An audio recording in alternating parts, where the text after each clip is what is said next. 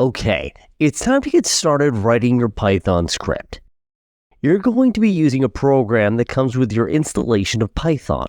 It's called IDLE, which stands for Integrated Development and Learning Environment. It has two main windows, and you'll spend some time in both of them. The first is called the interactive window, and I'll share that in just a second. Then the editor window, which is where you actually write scripts and programs that you'll save and run later. You can type code into both the interactive window and the editor window. The difference between the two windows is in how they execute code. Alright, let's take a look at the interactive window. If you don't already have IDLE open, then go ahead and open it.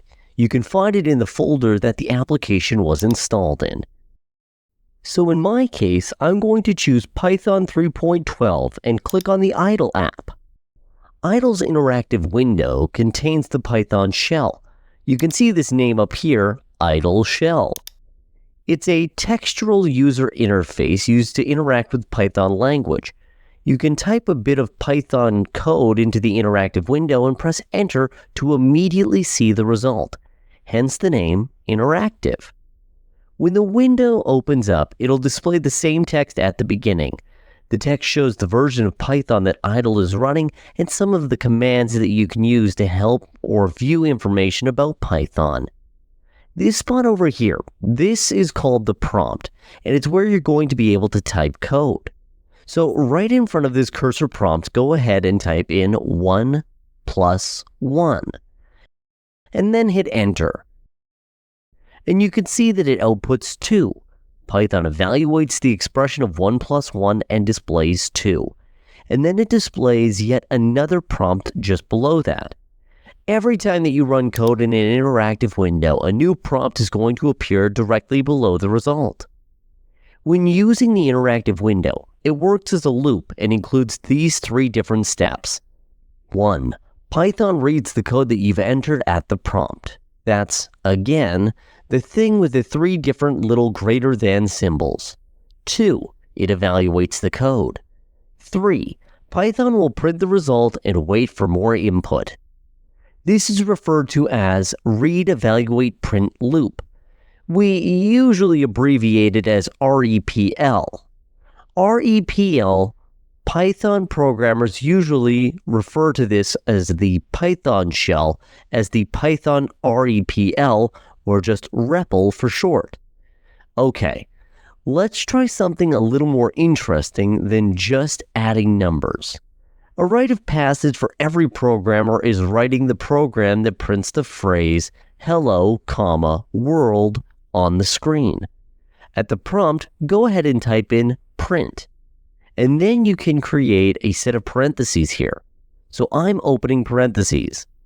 And you can see that it's giving me a little bit of additional instruction here, which is kind of nice. And we'll learn all about this stuff as we go through the course. In this case, we're going to print some text. So we want hello world. And if I hit enter, you can see that it outputs hello, world. This bit of code that you've typed in here, print, is a function.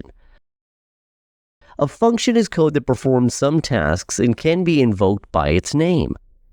The above code invokes or calls the print function with the hello world text inside of it and outputs it. The parentheses tell Python to call the print function. If I just type print by itself, it won't know what I want to call it. It'll just tell me about it. It tells me that it's a built-in function named print. In order to call that function, I need to put the parentheses and then tell it something, a value. As you see, it's prompting me here to put it in there. And last time we typed the same thing. So I'll do it again.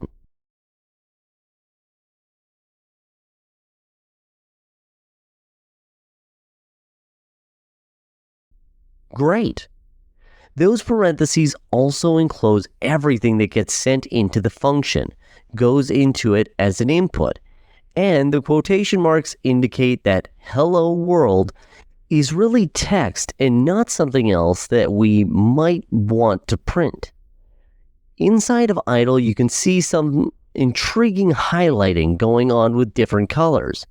With the current setup that I have, you can see that a function is different than the output, and you can see that something that's inside of quotation marks looks different than, say, these numbers up here. By default, functions are highlighted in purple and text is highlighted in green. This interactive window is really useful for trying out small code examples and exploring the Python language, but it has a big limitation. You have to enter the code one line at a time.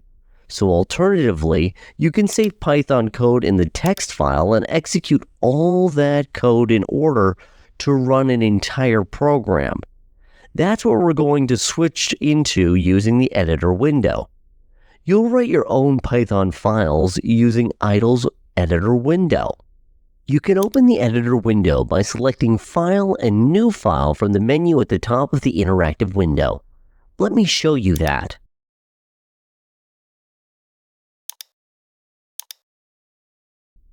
The interactive window is going to stay open when you open the editor window. It displays the output generated by the code in the editor window, so you'll want to arrange the two windows so that you can see them both at the same time. Inside the editor window, type in the same code that you use to print Hello World in the interactive window.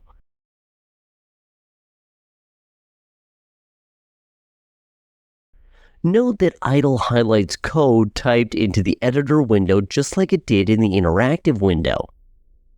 You don't have to add the prompt as it was in the interactive window. It's not required.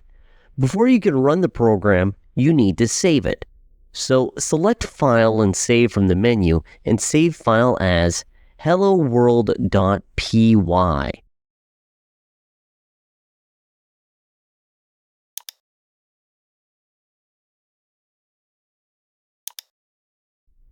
On some systems, it'll use a default directory where Python's installed, the same place that idle is. Make sure that you don't save your files in that directory. Instead, save them to your desktop or to a folder in your user's home directory. I have created a folder called Python in my desktop, and I'm going to save the file there. The .py extension indicates that the file contains Python code. In fact, saving your file with any other extension is going to remove the code highlighting. Idle will only highlight Python code when it's stored in a .py file.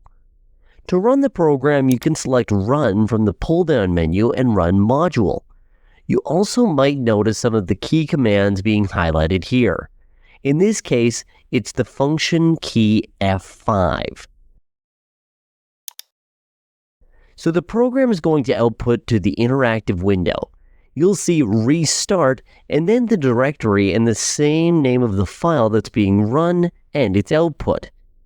Idle restarts the Python interpreter each time, which is the computer program that actually executes your code when you run a file. This makes sure that programs are executed the same way each time. If you want to open a file, you can go to File and Open. And in my case, I'm reopening the file that we just saved under my Python folder and helloworld.py.